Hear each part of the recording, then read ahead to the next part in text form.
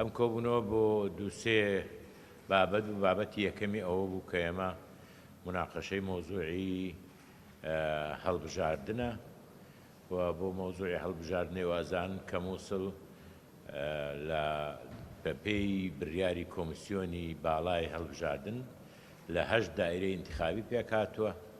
ئێمە وەکو یەکێتی نیشتیمانی لە 7 دائیرەی هەڵبژاردن کاندیدمان هەیە و بۆ هەر یەکێک لەو دائیرانە بەرپرسێکمان دانا کە پۆستی ئەندامی سەرکردایەتی هەیە. هەڵبژاردن لە پارێزگای مووسڵ فەرقیە گەورەترە، پارێزگایەکی گەورەیە، پێک دێ لە 31 ئەندامی پەرلەمان و 3 کۆتا مەسیحی، ئێزیدی و شەبەک. کەوا بوو مووسڵ 34 ئەندامی پەرلەمانی دەبێت لە داهاتوودا و هیوادارین کە کورد هەموو لایەنە سیاسیەکان بتوانین ژمارەیەک لەو 34 ئەندامە بۆ فراکسیۆنی کوردی لە بەغدا بەدەست بێنین.